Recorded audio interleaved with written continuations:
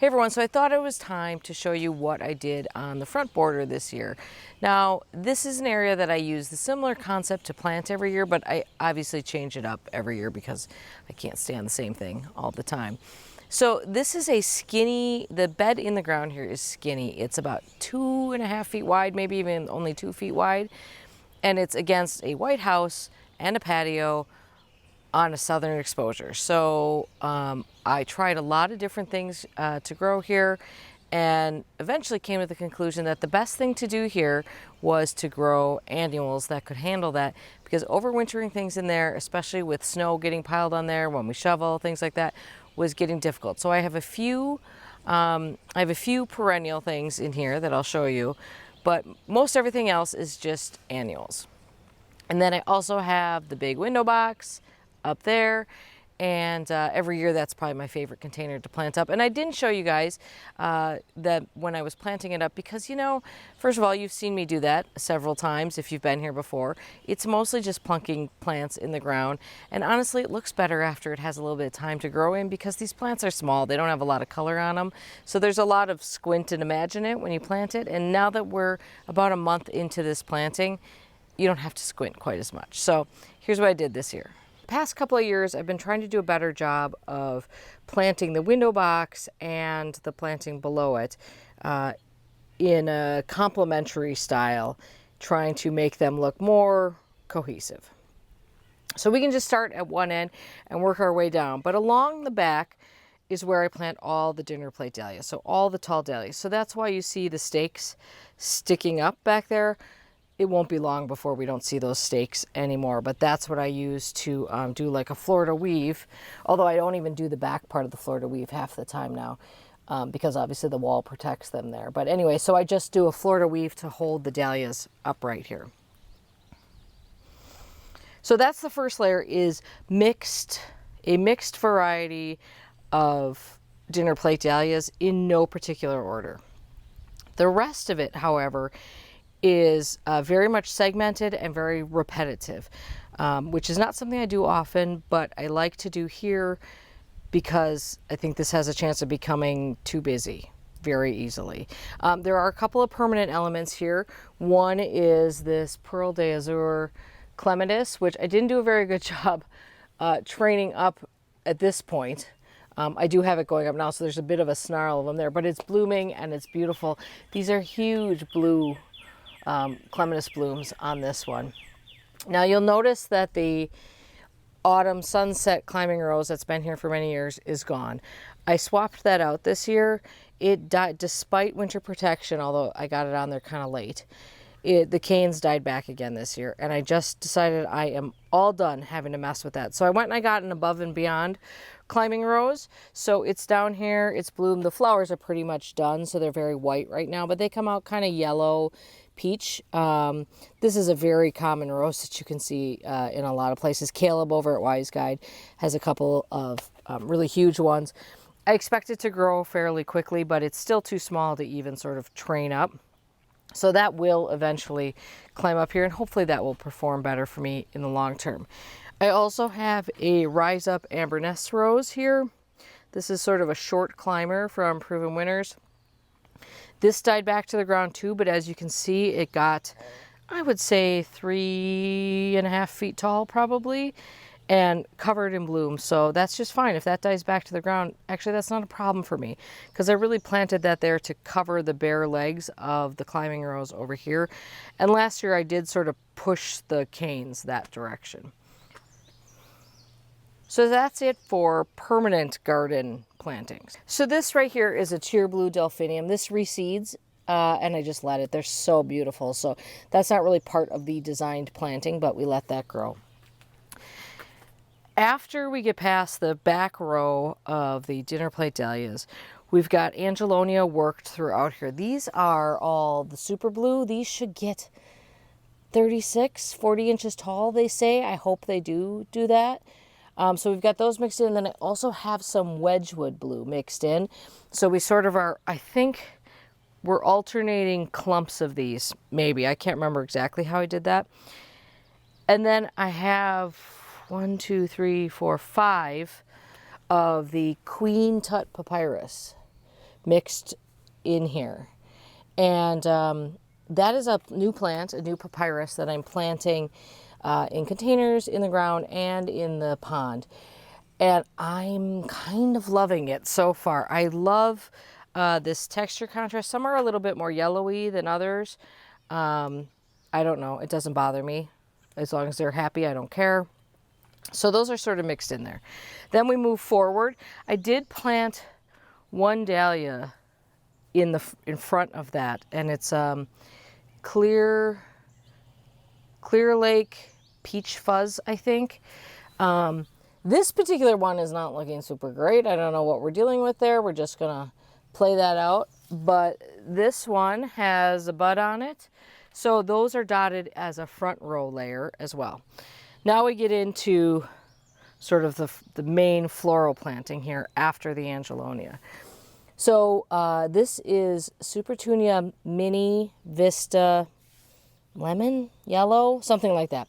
I had 3 of those, and of course they're going to get fairly big, so I dotted those in. So just to show you the repetition, here's one,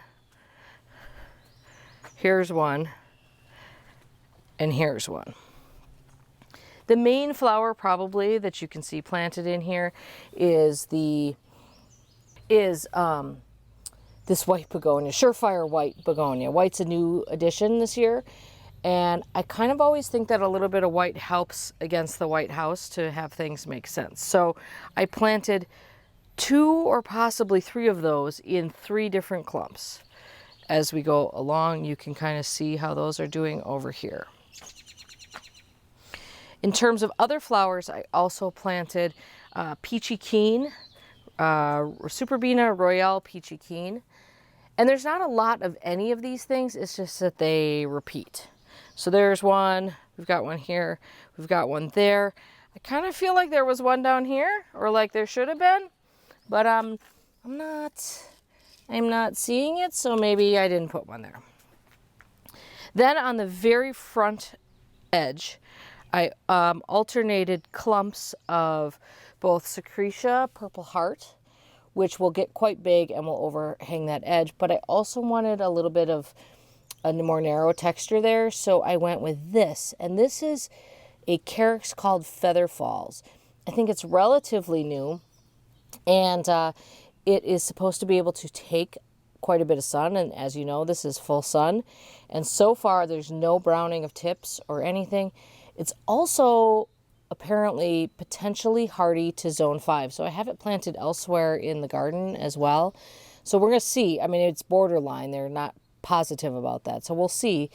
But that gives you a bit of a break, I think, from all the sort of heavier textures that's in here. So I feel like that's a fairly important element here. I think when this all fills in, this front edge with the Purple Heart and the Feather Falls, I think is going to look pretty cool. So that's basically how this all rolls, and this will fill in, of course, as we obviously as the year goes on here, and we'll see how this comes out. You know, one thing you can always do, like for instance, I feel like that Surefire is getting a little too aggressive. I can just go in there and prune that a little. I actually did prune off a couple of lower leaves off some of the dahlias because they were just kind of covering up some of the other plants. So, I mean, you can massage these things a little bit. And like, this is, I think this must be like a Penn Hill watermelon or something. These leaves are huge on this plant. As that grows, I might even take off some of those large lower leaves. So now let me hop up on the ladder and show you how the window box corresponds with this. So because the window box is still growing in, I need to come up on a ladder to really show you it so you can see it, because you can't see a ton of it from the bottom yet. I mean, what you see is good, you just can't see all the details. So we're repeating some plants here. Obviously the Superbina Peachy Keen is doing so well up here. Very happy.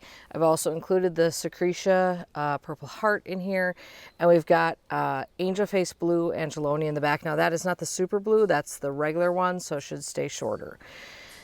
Now what I've also added in there is this Ascot Rainbow Euphorbia, which should get quite tall, probably just as tall as the Angelonia, if not taller. And when it blooms, it has really beautiful chartreuse flowers on it, which of course I love.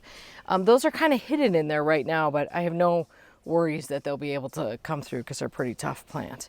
And then I actually added in, this is a new to me plant, or new for me to grow. This is Waikiki Sunset Lysimachia.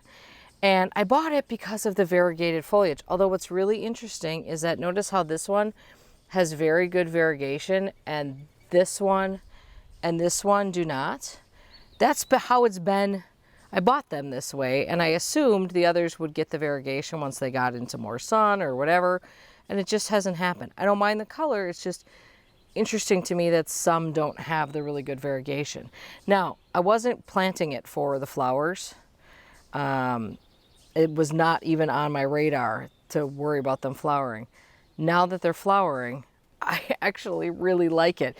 I mean, who knew I was gonna like sort of a golden mustardy yellow with the peach, but turns out I do.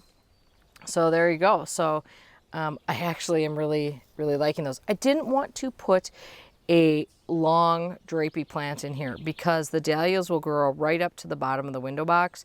And sometimes what happens is if I get too much drape here, you can't tell the difference from the window box and the garden. And sometimes that's a good look and sometimes that's not a good look. So I wanted a little bit more definition. So nothing too drapey, although both the Purple Heart and the Waikiki Sunset will drape a little bit. As well as the Superbena will as well. To a certain extent. It's sort of a filler and a spiller, as they say. So, oh, and then up the canes, I'm growing a Acerina or Lophos. Apparently it's the same thing.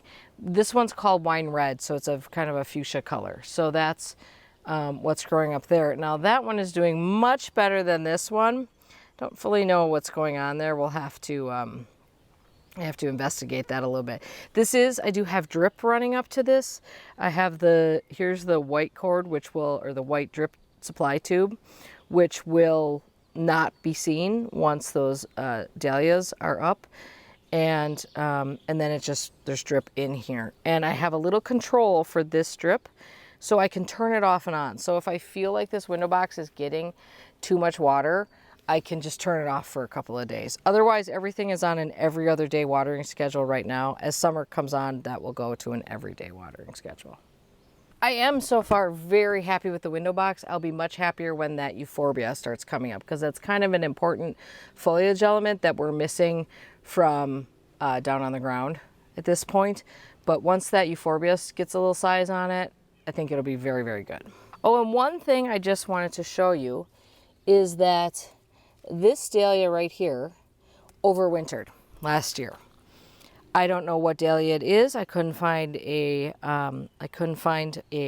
tag on it, but it overwintered last year, which is a really big deal because this is now the second year in a row I've had one overwinter in this spot. I lost the one that overwintered the previous year. It started growing and then just died. But this one came back just as well as all the ones that I had pre-started in pots. And if that's a viable way to manage dahlias here, I may very well consider leaving many of these in over winter, maybe adding some extra mulch and seeing how things go. Because that was certainly easy. And certainly, I think it looks like a really healthy plant. We'll see how it grows. So we'll keep an eye on that one. All right, so there was just a quick overview. Hope you liked it. Keep watching to see where this grows. You know, we've got a lot of growing time in here. We're just really at the very beginning of summer here. So things haven't had a lot of chance to get going. So this will change quite a bit in the next couple of months. So make sure you're subscribed, like the video so you catch some more, and we'll see you soon. Thank you for watching.